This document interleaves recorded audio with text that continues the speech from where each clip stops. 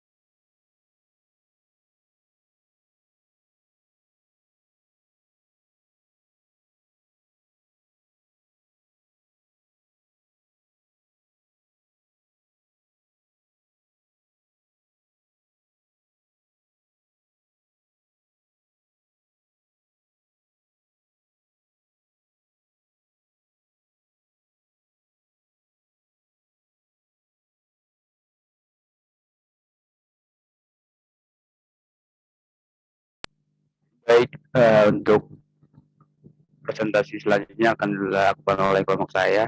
Ini di record juga, Pak. Ya, di record untuk kelompok yang akan melakukan presentasi. Oke, sebentar, Pak.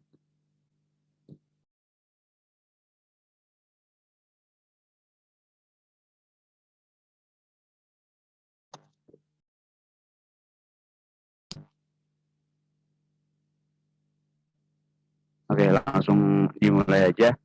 Assalamualaikum warahmatullahi wabarakatuh. Di sini kami akan mempresentasikan dan menjelaskan tentang pengaruh ultrasound terhadap perpindahan panas konveksi dengan fouling air pendingin. Di sini saya bersama teman saya yaitu Jericho David dengan NIM 20103110095 dan saya Muhammad Alfayat 20103111088. Langsung Untuk saja. presentasinya virtual, ditampilkan slideshow tampilan penuh ya dari PowerPoint-nya. Ini di sini kelihatannya belum penuh ya, Pak? Belum ya. Belum tampilan penuh dari PowerPoint-nya. Ditampilkan slideshow tampilan penuh untuk presentasi. Bentar, Pak. Ini udah di slideshow sih kalau di saya. Bentar. Di share ulang karena masih tampilan yang pertama tadi. Sekarang masih belum ya? Masih belum. Jadi di stop dulu share-nya, kemudian ditampilkan share screen ulang untuk tampilan slideshow.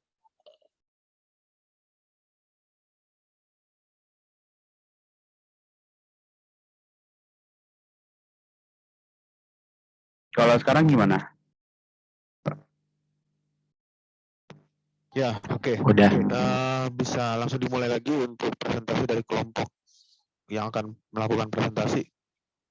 Oke, langsung saja saya mulai ya, Pak. Jadi kita mulai dari pendahuluan dulu. Nah, fouling biasanya ada di penukar panas industri ketika air pendingin digunakan sebagai fluida kerja yang tidak hanya menurunkan kinerja perpindahan panas dan meningkatkan konsumsi energi secara serius, tapi juga mengurangi umur peralatan perpindahan panas. Oleh karena itu, sangat penting untuk melakukan pengolahan air di penukaran panas dan menahan mitigasi pengotoran.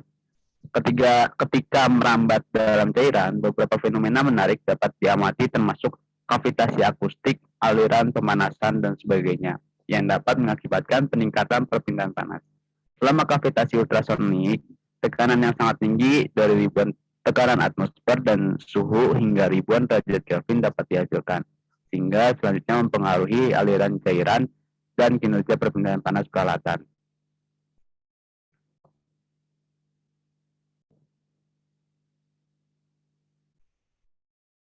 Lalu ada tujuan dari penelitian ini. Meskipun teknologi ultrasonik telah diakui sebagai metode yang efektif untuk peningkatan perpindahan panas yang telah dipelajari dan diterapkan secara luas, penelitian inci dengan ultrason untuk pengolahan air, terutama di anti-fouling dan kerak penukar panas, masih jauh dari cukup dan mekanisme perawatan ultrasonik juga belum dipahami secara komprehensif. Dengan demikian, penelitian ini dilakukan berdasarkan penyelidikan eksperimental di monitor online stub perpindahan panas untuk pengobatan ultrasonik. Tujuan dari penelitian ini difokuskan pada pengaruh temperatur air, kekerasan, dan frekuensi kekuatan ultrason dalam proses pengotoran penukar panas tabung ganda dengan air pendingin sebagai fluida kerja. Lalu ada peralatan eksperimental. Sebentar.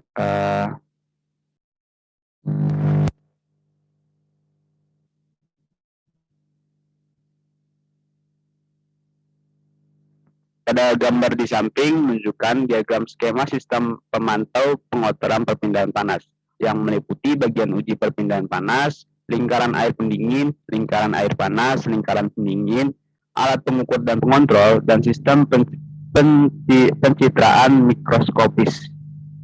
Air panas mengalir di dalam ban dalam, sedangkan air pendingin mengalir di celah anular antara dua tabung dengan arah berlawanan dari air panas, hingga membentuk penukar panas sistem panas tabung ganda aliran berlawanan.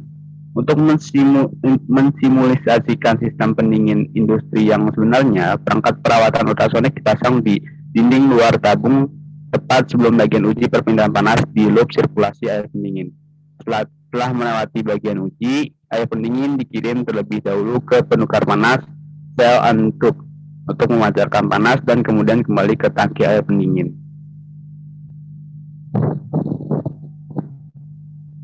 Lalu ada percobaan. Yang pertama itu ada 3 pemanas listrik berdaya 5 kW di bagian bawah tangki air panas dan 1 pemanas listrik berdaya 3 kW di bagian bawah tangki air pendingin. Air pendingin disuplai oleh 1 set pompa panas sumber tanah dan menyerap panas dari air pendingin di penukar panas sel and-tube dan kemudian kembali ke pompa panas untuk didinginkan. Sebuah controller daya digunakan untuk mengatur kekuatan pemanas listrik dalam tangki air panas sehingga panas suhu inlet air pada bagian tes terus konstan, berfluktuasi tidak lebih dari 0,1 Celcius. Nah, yang kedua itu ada sebelum percobaan formal lemari es pertama-tamanya dinyalakan dan kemudian air pendingin dari air panas disirkulasikan. Temperatur saluran masuk dan laju aliran untuk air panas dan air pendingin disesuaikan secara individual dengan nilai yang diberikan. Selama proses percobaan, semua data, suhu, dan laju aliran dapat direkam secara otomatis oleh sistem akuisisi, kemudian beberapa parameter penting, yaitu koefisien perpindahan panas keseluruhan, resistensi fouling, dan laju anti-fouling dapat dihitung sebagai berikut.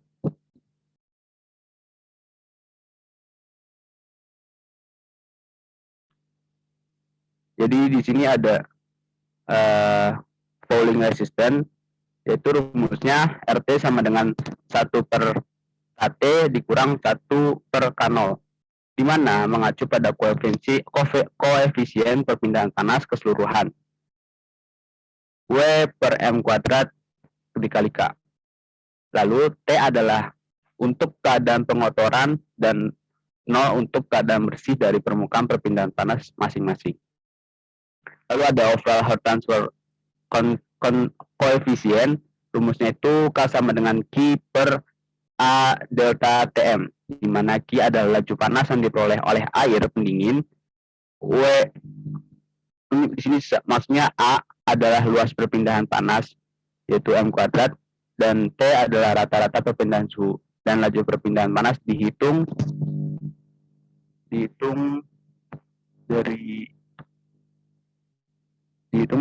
dari mana? Ya pokoknya dihitung dari yang telah ditentukan pada rumus ini. Nah, lalu ada anti-fouling rate. Rumusnya sudah ada di sini, di mana reaction F dan RF adalah resistensi pengotoran dengan dan tanpa perlakuan ultrasonik selama percobaan pengotoran.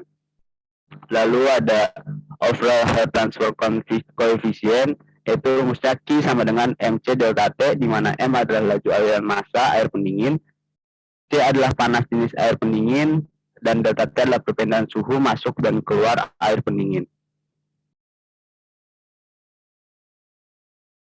Selanjutnya akan dijelaskan oleh Jericho. Lalu berikutnya hasilan pembahasan. Parameter ultrasonik yang diberikan selama percobaan disimpan pada 28 kHz atau 40 kHz, 25 Watt atau 50 Watt masing-masing. Pertama, hasil eksperimen diberikan dengan dan tanpa perlakuan ultrasonik yang ditunjukkan pada gambar. Tanpa perlakuan apapun, umumnya resistensi fouling meningkat dengan cepat setelah sekitar 1 jam waktu stabil dengan nilai yang sangat kecil, dan kemudian cenderung stabil dalam waktu yang relatif singkat. Dan resistensi pengotoran akhir adalah 3,5310 sampai 5, itu maksudnya watt per meter kuadrat kali K. Eksperimen selanjutnya dilakukan dengan perlakuan ultrasonik dalam frekuensi yang berbeda dari ultrasound, dan hasilnya juga ditunjukkan pada gambar 2A, di mana resistensi pengotoran meningkat dalam tingkat peningkatan yang lebih sedikit daripada pengujian tanpa perlakuan selama periode peningkatan cepat. Lanjut. Resistensi pengotoran menurun dan mencapai nilai asimptotik rendah setelah perawatan ultrasonik, yang menunjukkan efek luar biasa dari anti-fouling terhadap air pendingin di bagian uji.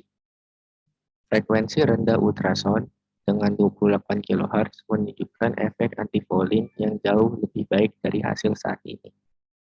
Dengan suhu air yang tinggi, resistensi pengotoran perpindahan panas mencapai nilai tinggi baik untuk 300 mg per liter dan 500 mg per liter kesadahan air.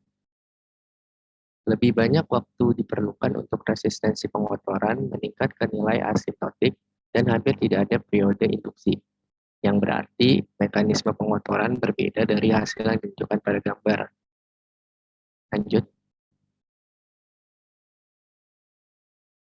Nah, untuk pemasangan perangkat ultrasonik itu dipasangnya berjauhan dari bagian uji. Dari gambar sebelumnya, hasil eksperimen juga menunjukkan bahwa 28 kHz ultrasonografi memiliki efek anti-fouling yang lebih baik daripada 40 kHz. Menurut analisis ultrasonik, mekanisme ambang kavitasi akan meningkat dengan meningkatnya frekuensi ultrasound, sehingga mempersingkat waktu ekspansi dan kompresi cairan. Selanjutnya, mengurangi jumlah rongga dan gelembung yang tercipta. Oleh karena itu, proses kavitasi hampir tidak akan terjadi selama perambatan ultrasound dalam cairan dengan tekanan tertentu. Pada saat yang sama, amplitude ultrasound akan bergerak dengan meningkatnya frekuensi ultrasonik, sehingga mengurangi energi transien yang terkumpul, kemudian melemahkan efek mekanisnya juga. Lanjut. Perlu dicatat bahwa tingkat anti-fouling menurun ketika suhu air pendingin naik sampai 44 derajat Celcius, yang mungkin mengungkapkan kelemahan efek dari ultrasonik itu sendiri. Nilai ambang kavitasi dan tekanan tertinggi dari gelembung kavitasi akan turun pada saat yang sama ketika suhu cairan meningkat secara bertahap, sehingga efek kavitasi akan melemah dengan pengaruh kompleks dalam kondisi tertentu. Nah, kesimpulan yang bisa diambil untuk memahami perlakuan ultrasonik dalam proses pengotoran penukar panas, studi eksperimental ini dilakukan untuk menyelidiki efek anti-fouling ultrasonik terhadap proses perpindahan panas dengan air ada dalam kekerasan dan suhu yang berbeda. Dan tingkat antifouling tinggi dapat diamati untuk tes dalam air pendingin dengan 300 mg per liter dan 22,5 derajat Celcius. Tingkat antifouling meningkat dengan penurunan frekuensi ultrasonik pengobatan. Tetapi efek antifouling dari ultrason pasti akan melemah dengan suhu dan kekerasan cairan yang lebih tinggi. Nah, itu saja yang bisa kita sampaikan. Untuk setelahnya, ada yang ingin ditanyakan dari teman-teman?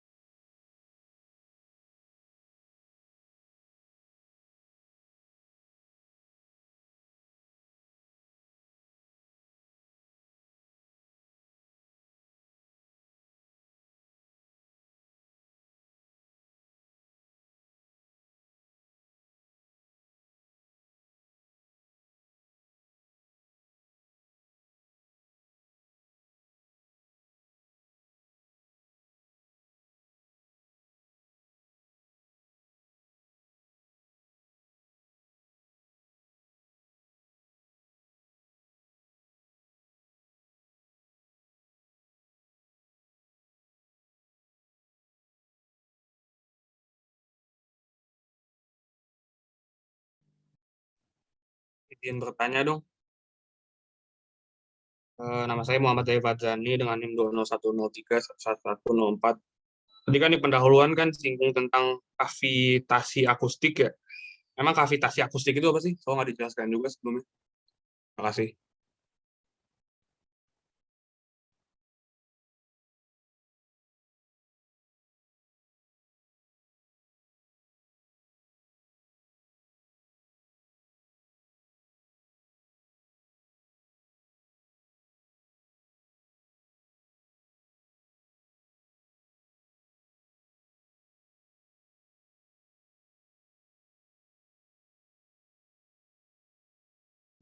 Ya, ada lagi? Izin masuk, itu kan ada perangkat ultrasonik tuh. Kenapa pemasangan perangkat ultrasoniknya dipasang berjauhan sama bagian uji ya? Itu aja sih, terima kasih.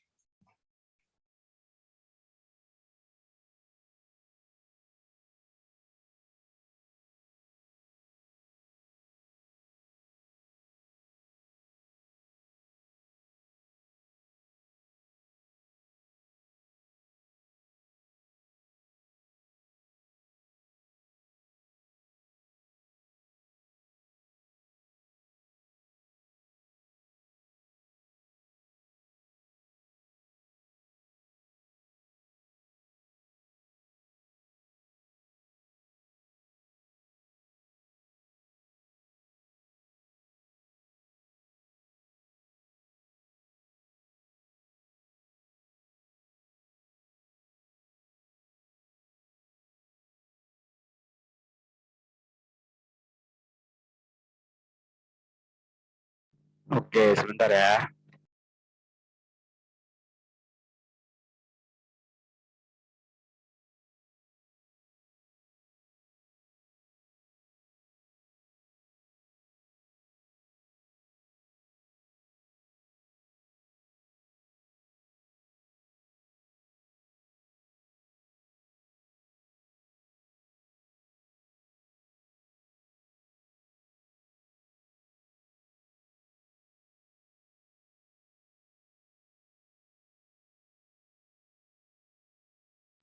Oke, saya akan mencoba menjawab pertanyaan dari Farhan tentang kenapa tingkat anti fouling menurun ketika suhu air pendingin naik. Ya, jadi tingkat anti fouling menurun itu karena saat suhu air pendingin tinggi atau naik, kristal pengotoran itu akan lebih banyak terbentuk dan tersuspensi. Dan efek anti fouling akan melemah ketika ultrason bertransmisi di dalam air dengan suhu yang relatif tinggi atau relatif tinggi atau naik. Jadi gitu Farhan jawabannya. Kenapa tingkat anti foulingnya menurun ketika suhu air pendingin naik?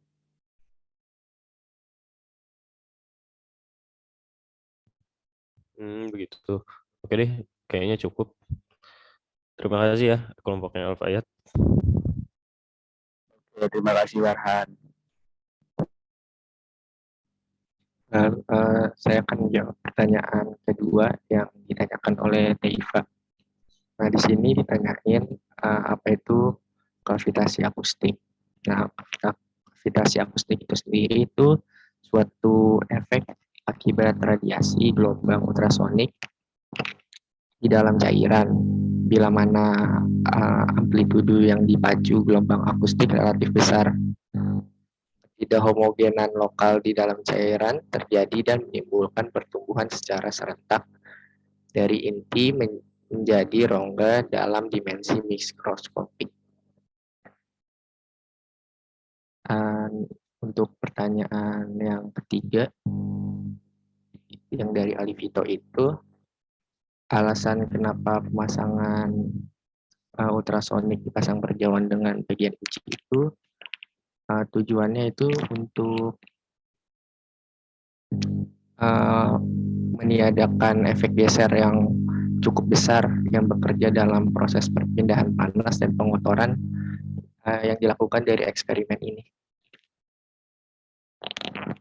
Mungkin itu aja sih yang bisa kelompok kita jelaskan. Jika ya ada pertanyaan lagi atau nggak ada penambahan lagi, saya dan Alfayat untuk presentasi ini. Terima kasih teman-teman. Mungkin itu saja yang dapat dijelaskan dan dipresentasikan oleh kelompok kami. Kami kurang lebih mohon maaf kalau misalnya ada kata-kata yang tidak enak atau kurang dimengerti. Kurang lebihnya mohon maaf. Wassalamualaikum warahmatullahi wabarakatuh. Waalaikumsalam.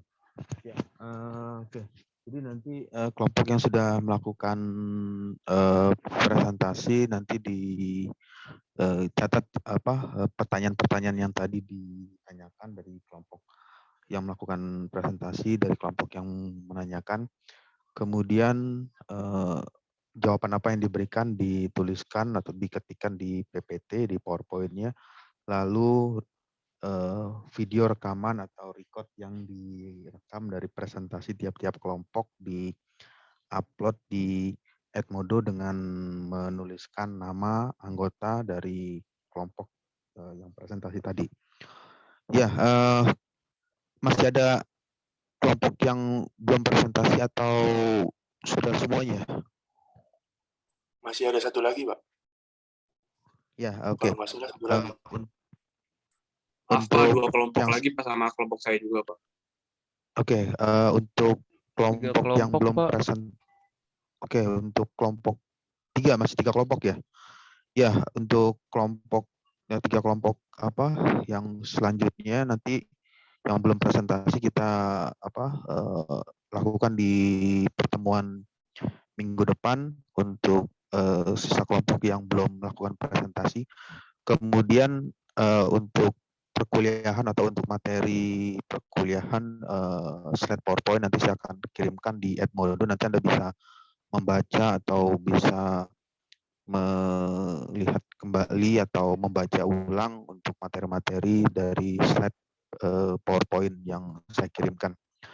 Ya, oke. Saya rasa cukup untuk pertemuan sore ini karena nanti kita lanjutkan untuk sisa kelompok yang belum melakukan presentasi di minggu depannya. Oke, saya ucapkan selamat sore. Wassalamualaikum warahmatullahi wabarakatuh. Waalaikumsalam warahmatullahi wabarakatuh. Waalaikumsalam Terima kasih, warahmatullahi Pak. wabarakatuh. Selamat sore Pak. Waalaikumsalam Terima kasih banyak warahmatullahi Pak. wabarakatuh. Sore Pak. Terima kasih banyak Pak. Pak, izin di